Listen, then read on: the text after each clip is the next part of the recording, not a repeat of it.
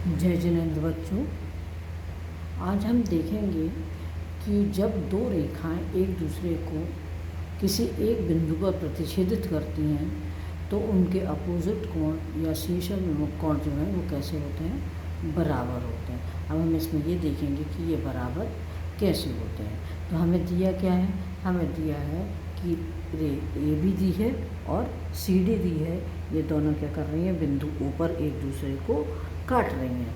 तो अब हमें सिद्ध करना है कि कोण ए ओ डी है ना, इसका अपोजिट कौन है, कौन ऊपर वाला, तो सी ओ बी, यानी ए ओ डी बराबर है सी ओ बी के और ए ओ सी बराबर है बी ओ टी के। ये हमें प्रूफ करना। तो हम सबसे पहले क्या करेंगे, हमने सबसे पहले देखा कि किरण ये देखो दोनों तरफ एरो लगे तो रेखा हो गई, और यहाँ से अगर सेंटर से लेंगे तो क्या हो जाएगी, किरण। तो अब क्या हमने क्या देखा कि ओ ए, ये है ओ ए, किरण इस तरफ की तरफ जा रही है, तो ओ ए किस पर हैगी, सी डी पर।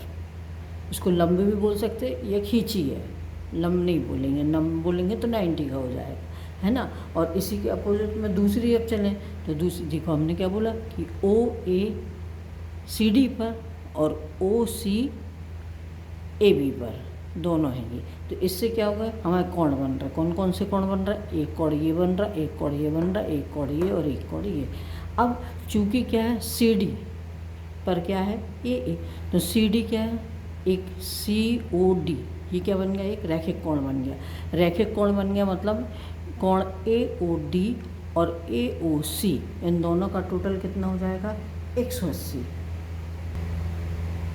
अब देखिए, अब अपन ने क्या किया कि कोण ए ओ डी प्लस सी ओ ए बराबर क्या हो गया, 180। क्यों हो गया, क्योंकि ये क्या हो गया, रैखिक युग्म बन गया। रैखिक युग्म यानी 180 का। रैखिक युग्म को आप सरल कोण भी और ऋजु कोण भी बोल सकते हैं। तो ये कितने का हो गया, 180 का। इसी प्रकार अब दूसरी किरण ले ली हमने। दूसरी किरण क्या ली हमने, ओ सी। ओ सी किस पर पड़ी है, ए बी पर।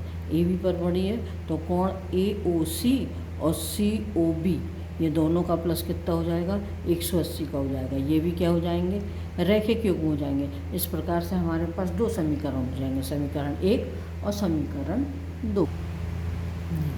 अब दूसरी वाली से अपने क्या हो गया, दूसरी वाली से अपना हो गया कि कोण ए ओ सी बराबर सी ओ बी, है ना, प्लस सी ओ बी बराबर कितना हो गया, 180 का।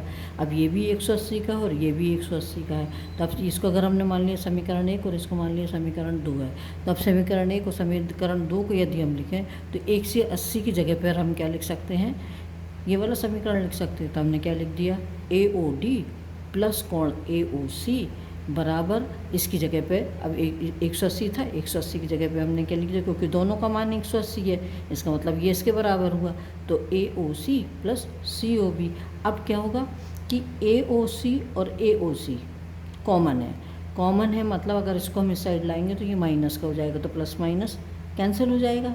तो हमारे पास क्या बचेगा, ए ओ डी और सी ओ बी। यानी कि मतलब कहने का मतलब क्या है कि ये और ये कैंसिल हो गया, है ना। ये दोनों कैंसिल हो गए। जब ये दोनों कैंसिल हो गए तो हमारे पास क्या बचा नीचे, ए ओ डी बराबर सी ओ बी। और ए ओ डी और सी ओ बी कैसे हैं, शीर्षाभिमुख का है। तो इससे क्या सिद्ध हो गया कि शीर्षाभिमुख कोण आपस में कैसे होते हैं, बराबर।